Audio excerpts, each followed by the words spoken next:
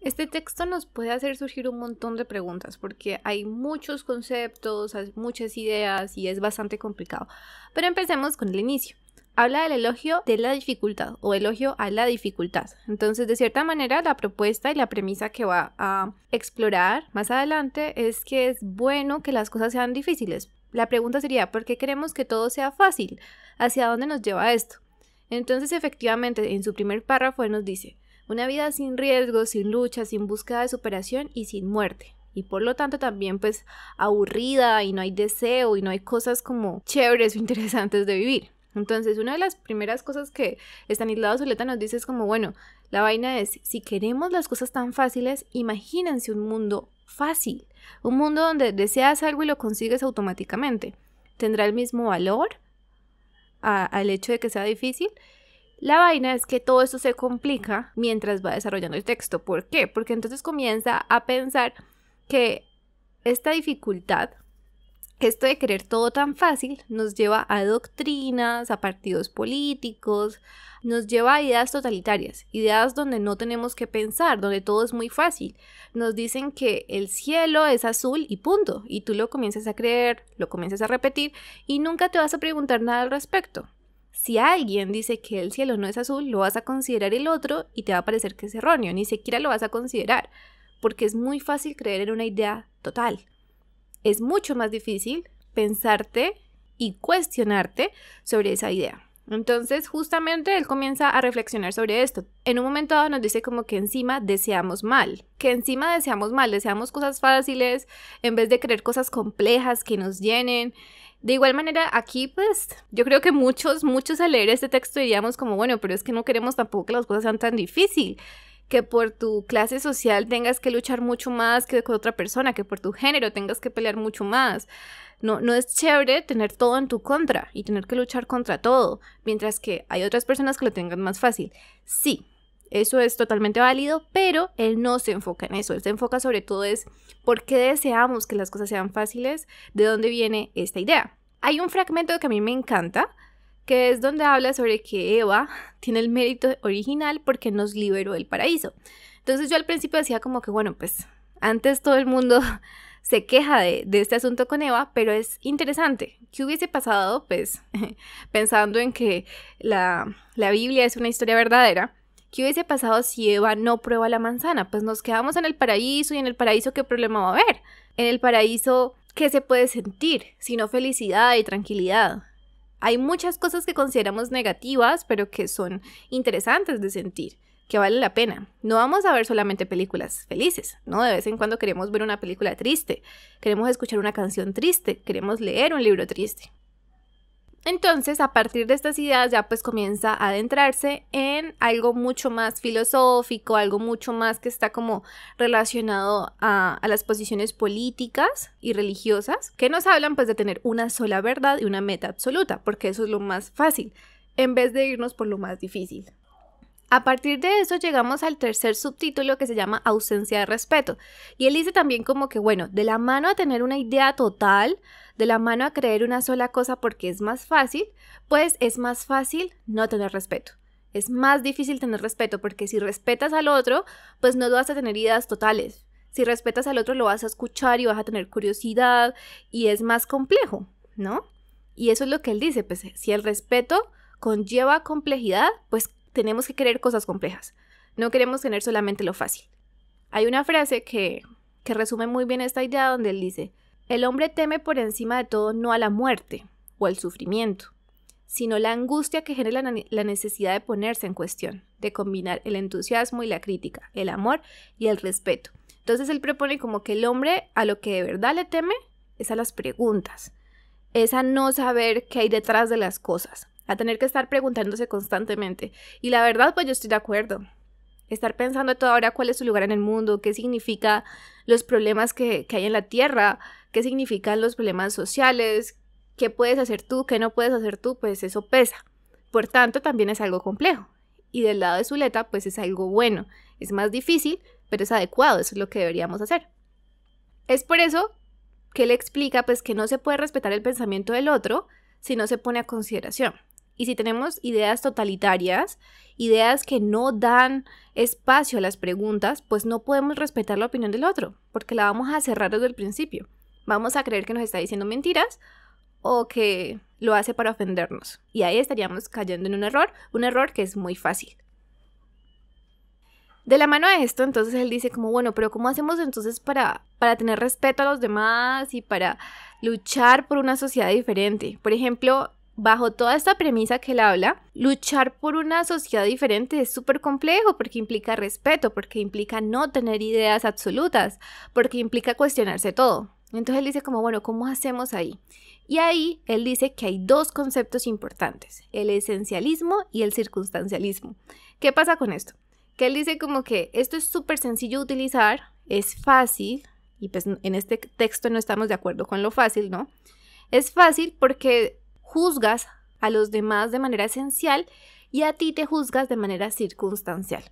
Entonces, si alguien se equivoca, si a alguien le va mal, es por cómo es esencial a él. Es por su color de piel, es por su género, es por cómo se comporta, es por lo uno y por lo otro. En cambio yo, no, a mí me tocó. Fueron mis circunstancias. Yo no quería esto. Yo no lo elegí. O lo elegí. Pero son las circunstancias. No es lo que yo soy. Entonces es mucho más fácil ser esencialista con los demás y circunstancial con nosotros. La vaina es difícil cuando ves que a alguien le está yendo mal o que a alguien le está yendo bien y tú te lo piensas de manera circunstancial. ¿Qué está pasando? ¿Por qué decidió eso? ¿Por qué no lo decidió? No decir simplemente, es porque es mujer, porque es hombre, porque es pobre, porque es rico, sino que hay detrás de ello, algo que no sea esencial. Un poquito como lo del Principito, lo esencial es invisible a los ojos. Entonces finalmente él propone que la tarea más difícil, la tarea que pues nos conviene, es aplicar el método explicativo y crítico a nuestra posición, pero también a la opuesta. Entender al otro, preguntar sobre el otro, no ser esencialista, no decir simplemente porque así es, no, hay que preguntar más allá. Y él dice como que poder hacer esto muestra que tenemos confianza en nuestra causa, en lo que somos.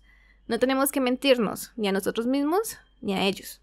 La última parte del texto se llama La voz de Fausto, pero extrañamente se refiere más a Dostoyevsky, donde Dostoyevsky pues es un autor ruso genial, pues habla mucho de la psicología del ser humano, sobre lo que somos, lo que sentimos, nuestros anhelos, y en este caso Zuleta habla de que Dostoyevsky nos muestra que amamos las cadenas, los amos, las seguridades, porque esto nos evita la angustia de la razón. Entonces, otra vez, elogio a la dificultad. En este caso él dice como, ¿qué es más fácil que encontrar una cadena, un amo? La seguridad. Es súper fácil. Encuentras algo en el que creer y no lo sueltas jamás. Lo difícil, y como él dice, hay que elogiar lo difícil porque lo difícil vale la pena, es soltarnos de esas cadenas, no tener amos y tener angustia a la razón. Preguntarnos por las cosas. Es más difícil, va a tener más angustia, pero vas a ser probablemente más libre. Y ahí es donde él dice como que bueno, y eso de ser más libre, eso de vivir con la angustia en la razón es lo que nos lleva al pensamiento histórico, al psicoanálisis, a la antropología, al marxismo, al arte y la literatura. Es una forma como de revelarnos, y entonces él implica como que no querer estas cadenas, estos amos, esta seguridad, hace que podamos pensarnos algo más, que las mujeres piensen en la libertad, que los trabajadores piensen en mejores condiciones, que nos rebelemos contra lo que está establecido. ¿Qué sería más fácil? ¿Quedarnos en lo que ya conocemos o intentar cambiarlo? Y como este texto es elogio a la dificultad y no a la facilidad, pues tendríamos que intentar cambiar las cosas, no simplemente acostumbrarnos y ya. Sería más fácil, pero probablemente no nos haría feliz. Este texto suelen encontrarlo en muchos espacios, suelen ser dejados para la universidad, para el colegio. Aquí no está explicado paso por paso. Evidentemente creo que para entenderlo completamente hay que buscar ciertos movimientos históricos, ciertos partidos políticos, ir un poquito más allá, estudiar a Zuleta como un todo, digamos qué otras ideas tiene, etc. Creo también que es muy bello frente a ser críticos con nosotros mismos y con la idea de libertad, la idea del yo, la idea del otro y la idea de la dificultad. Pensar como que podemos pensar en la dificultad y saber que es buena, porque a nivel de pensamiento, pensar de manera difícil es pensar en el otro, es pensar más allá. En cambio, Ser facilista en manera de pensamiento significa simplemente creer en ideas absolutas, en no creer en el otro, en no querer escuchar al otro. Entonces creo que justamente el texto es muy bello a nivel filosófico, que puede afectar mucho la forma en la que nos comportamos y en la forma en que entendemos la realidad en la que vivimos. El elogio de la dificultad por Estanislao Zuleta. La pobreza y la impotencia de la imaginación nunca se manifiestan de una manera tan clara como cuando se trata de imaginar la felicidad. Entonces comenzamos a inventar paraísos, islas afortunadas, países de cucaña, una vida sin riesgo, sin lucha, sin búsqueda de superación y sin muerte. Y por lo tanto también sin carencias y sin deseo, un océano de mermelada sagrada, una eternidad de aburrición, metas afortunadamente inalcanzables, paraísos afortunadamente inexistentes. Todas estas fantasías serían inocentes e inocuas si no fuera porque constituyen el modelo de nuestros propósitos y de nuestros anhelos en la vida práctica. Aquí mismo, en los proyectos de la existencia cotidiana, más acá del reino de las mentiras eterna, introducimos también el ideal tonto de la seguridad garantizada, de las reconciliaciones totales, de las soluciones definitivas. Puede decirse que nuestro problema no consiste ni principalmente en que no seamos capaces de conquistar lo que nos proponemos, sino en aquello que nos proponemos, que nuestra desgracia no está tanto en la frustración de nuestros deseos como en la forma misma de desear. Deseamos mal. En lugar de desear una relación humana inquietante, compleja y perdible, que estimule nuestra capacidad de luchar y nos obligue a cambiar, deseamos un idilio sin sombras y sin peligro, un nido de amor y, por lo tanto, en última instancia, un retorno al huevo. En vez de desear una sociedad en la que sea realizable y necesario trabajar arduamente para hacer efectivas nuestras posibilidades, deseamos un mundo de satisfacción, una monstruosa salacuna de abundancia pasivamente recibida. En lugar de desear una filosofía llena de incógnitas y preguntas abiertas, queremos poseer una doctrina global, capaz de dar cuenta de todo, revelada por espíritus que nunca han existido o por caudillos que desgraciadamente sí han existido. El otro, el enemigo, Adán y sobre todo Eva, tiene el mérito original de habernos liberado del paraíso. Nuestro pecado es que anhelamos regresar a él. Desconfiemos de las mañanas radiantes en las que se inicia un reino milenario. Son muy conocidos en la historia, desde la antigüedad hasta hoy, los horrores a los que pueden y suelen entregarse los partidos provistos de una verdad y de una meta absolutas, las iglesias cuyos miembros han sido alcanzados por la gracia, por la desgracia, de alguna revelación. El estudio de la vida social y de la vida personal nos enseñan cuán próximos se encuentran uno de otro la idealización y el terror. La idealización del fin, de la meta, y el terror de los medios que procurarán su conquista. Quienes de esta manera tratan de someter la realidad al ideal, entran inevitablemente en una concepción paranoide de la verdad, en un sistema de pensamiento tal que los que se atrevieran a objetar algo quedan inmediatamente sometidos a la interpretación totalitaria. Sus argumentos no son argumentos, sino solamente síntomas de una naturaleza dañada o bien máscaras de malignos propósitos. En lugar de discutir un razonamiento, se le reduce a un juicio de pertenencia al otro, y el otro es, en este sistema, sinónimo de enemigo, o se procede a un juicio de intenciones. Y este sistema se desarrolla peligrosamente hasta el punto en que ya no solamente rechaza toda oposición, sino también toda diferencia. El que no está conmigo está contra mí, y el que no está completamente conmigo, no está conmigo. Así como hay, según Kant, un verdadero abismo de la razón que consiste en la petición de un fundamento último e incondicionado de todas las cosas. Así también hay un verdadero abismo de la acción que consiste en la exigencia de una entrega total a la causa absoluta y concibe toda duda y toda crítica como traición o como agresión. Ahora sabemos por una amarga experiencia que este abismo de la acción con sus guerras santas y sus orgías de fraternidad no es una característica exclusiva de ciertas épocas del pasado o de civilizaciones atrasadas en el desarrollo científico y técnico, que puede funcionar muy bien y desplegar todos sus efectos sin abolir una gran capacidad inventiva y una eficacia macabra. Sabemos que ningún origen filosóficamente elevado o supuestamente divino inmuniza una doctrina contra el riesgo de caer en la interpretación propia de la lógica paranoide que afirma un discurso particular. Todos lo son, como la designación misma de la realidad, y los otros como ceguera o mentira.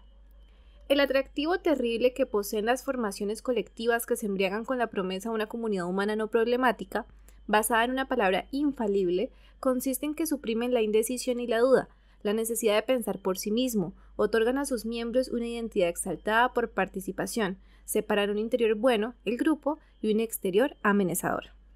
ausencia del respeto. Así como se ahorra sin duda la angustia, se distribuye mágicamente la ambivalencia en un amor por lo propio y un odio por lo extraño, y se produce la más grande simplificación de la vida, la más espantosa facilidad.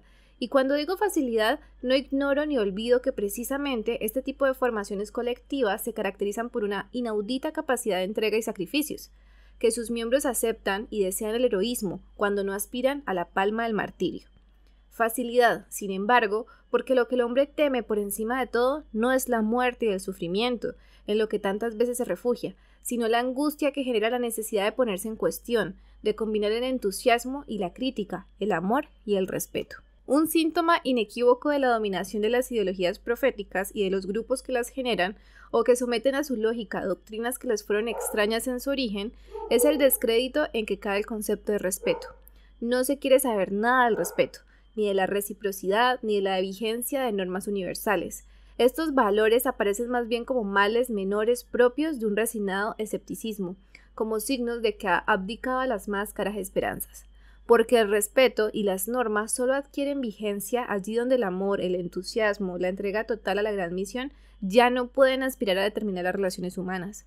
Y como el respeto es siempre el respeto a la diferencia, solo puede afirmarse allí donde ya no se cree que la diferencia puede disolverse en una comunidad exaltada, transparente y espontánea, o en una fusión amorosa. No se puede respetar el pensamiento del otro, tomarlo seriamente en consideración, someterlo a sus consecuencias, ejercer sobre él una crítica, válida también en principio para el pensamiento propio, cuando se habla desde la verdad misma, cuando creemos que la verdad habla por nuestra boca, porque entonces el pensamiento del otro solo puede ser error o mala fe, y el hecho mismo de su diferencia con nuestra verdad es prueba contundente de su falsedad, sin que se requiera ninguna otra. Nuestro saber es el mapa de la realidad, y toda línea que se separa de él solo puede ser imaginaria o algo peor, voluntariamente torcida por inconfesables intereses. Desde la concepción apolíptica de la historia, las normas y las leyes de cualquier tipo son vistas como algo demasiado abstracto y mezquino frente a la gran tarea de realizar el ideal y de encarnar la promesa, y por lo tanto solo se reclaman y se valoran cuando ya no se cree en la misión incondicionada. Pero lo que ocurre cuando sobreviene la gran desidealización no es generalmente que se aprenda a valorar positivamente lo que tan alegremente se había desechado o estimado solo negativamente. Lo que se produce entonces, casi siempre, es una verdadera ola de pesimismo, escepticismo y realismo cínico. Se olvida entonces que la crítica a una sociedad injusta, basada en la explotación y en la dominación de clase, era fundamentalmente correcta, y que el combate por una organización social racional e igualitaria sigue siendo necesaria y urgente. A la desidealización sucede el arribismo individualista, que además piensa que ha superado toda moral por el hecho de que ha abandonado toda esperanza de una vida cualitativamente superior. Esencialismo y circunstancialismo. Lo más difícil, lo más importante, lo más necesario y lo que de todos modos hay que intentar es conservar la voluntad de luchar por una sociedad diferente sin caer en la interpretación paranoide de la lucha. Lo difícil, pero también lo esencial, es valorar positivamente el respeto y la diferencia, no como un mal menor y un hecho inevitable, sino como lo que enriquece la vida e impulsa la creación y el pensamiento, como aquello sin lo cual una imaginaria comunidad de los justos cantaría el eterno sana del aburrimiento satisfecho. Hay que poner un gran signo de interrogación sobre el valor de lo fácil, no solamente sobre sus consecuencias, sino sobre la cosa misma, sobre la predilección por todo aquello que no exige de nosotros ninguna superación, ni nos pone en cuestión, ni nos obliga a desplegar nuestras posibilidades. Hay que observar con cuánta desgraciada frecuencia nos otorgamos a nosotros mismos, en la vida personal y colectiva, la triste facilidad de ejercer lo que llamaré una no reciprocidad lógica, es decir, el empleo de un método explicativo completamente diferente cuando se trata de dar cuenta de los problemas, los fracasos y los errores propios, y los del otro cuando es adversario o cuando disputamos con él. En el caso del otro, aplicamos el esencialismo. Lo que ha hecho, lo que le ha pasado es una manifestación de su ser más profundo. En nuestro caso, aplicamos el circunstancialismo, de manera que aún los mismos fenómenos se explican por las circunstancias adversas, por alguna desgraciada coyuntura. Él es así, yo me vi obligado. Él cosechó lo que había sembrado, yo no pude evitar este resultado. El discurso del otro no es más que un síntoma de sus particularidades, de su raza, de su sexo, de su neurosis, de sus intereses egoístas. El mío es una simple constatación de los hechos, y una deducción lógica de sus consecuencias. Preferiríamos que nuestra causa se juzgue por los propósitos y la adversaria por los resultados.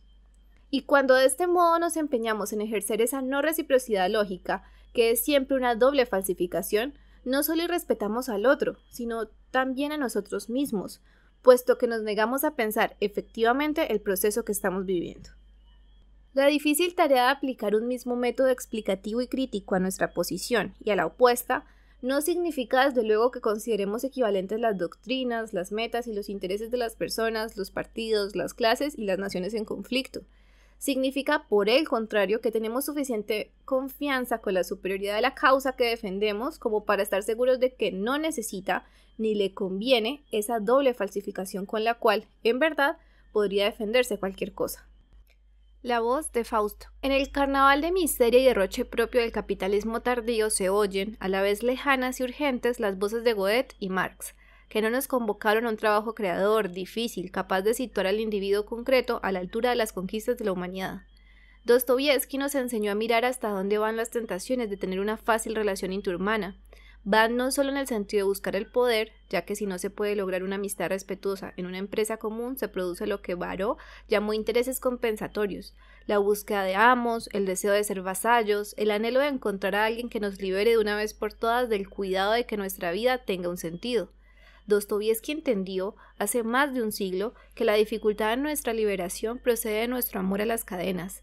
Amamos las cadenas, los amos, las seguridades, porque nos evitan la angustia de la razón.